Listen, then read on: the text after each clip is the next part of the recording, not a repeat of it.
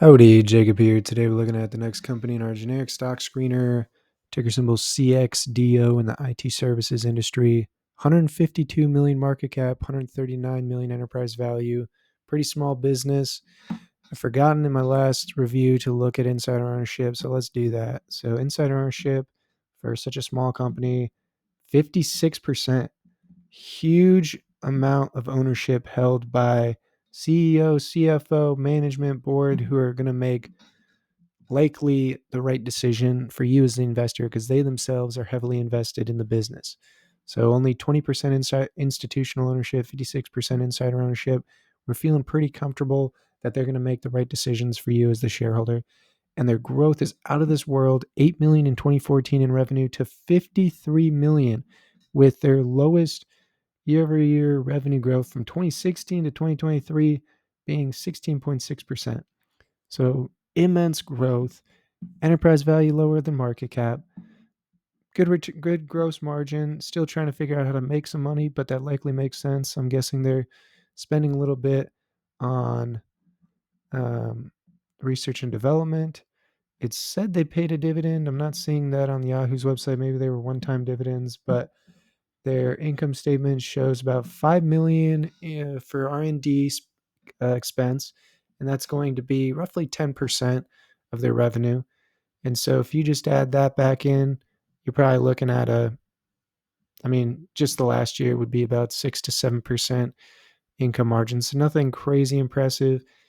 Pretty big issuance of shares, 11 million shares, or almost over doubling from 2014 to 2023. So they're issuing more shares, but they are growing an immense amount, much more than their share dilution, which is good. 10 million cash-like products with no short-term debt, 1 million long-term debt, 12 million total liabilities.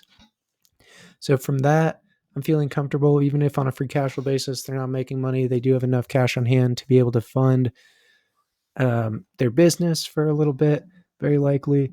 But their cash on hand does show that they are actually making some money. It's likely due to stock-based compensation being quite a bit high in relation to their market cap, and then depreciation and amortization also being a bit high, where their form of capital allocation, debt reduction a little bit, acquisition, reinvestment, we are seeing not a whole lot of the last 10 years, but again, that's because they don't have a long history of making money. So just like the previous business I reviewed, a company this small that doesn't have that much history, I'm probably going to want a greater return because for greater risk, I'm going to need a greater return. If I don't have a long history of exactly how the business is performing, and I'm going to have to make some assumptions that may or may not be entirely correct, I'm going to need extra margin in there for me possibly being incorrect and not as conservative as I think I am. So their growth the last 3 years has been out of this world, and there were some acquisitions and reinvestment in 2021, but even outside of that, still heavy growth. And so do we think 15% is reasonable? Honestly, I think that is pretty reasonable. I think the cloud computing platform and services and the IT industry has immense growth ahead of them. And given how small they are, it's way easier to grow a $152 million business than it is to grow a $1 trillion business. Their margins are kind of all over the place. So I think maybe we can assume a larger range of 10 to 15% for share issuance with 4 million stock-based compensation. That is going to be a good amount. Probably looking at about 4% increase in shares outstanding based on stock-based compensation alone.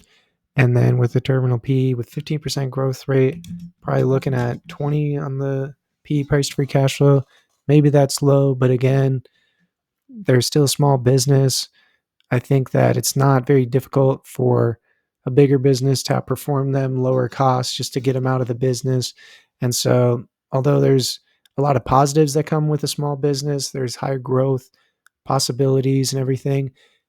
It's not as difficult for one of those bigger companies to just lower prices for a short time to kick them out, and then they can increase prices when they have less competition. And when you're a smaller company, you just don't have all the the funds and different avenues of revenue and earnings and free cash flow that these other larger businesses have. So again, with a smaller business comes greater risk, but you definitely need a greater return. For me right now, it needs to fall less than in half before you get the return I'm looking for here. So this could be something interesting. I mean, if they're able to grow 30% a year, this would very likely put it to a price that's more than attractive right now. So for me right now, probably not too far until I do a deeper dive on this business, because it does look very interesting. It's just whether I feel extraordinarily comfortable with this revenue growth with these type of margins. But I hope you enjoy the video and have a great rest of your day.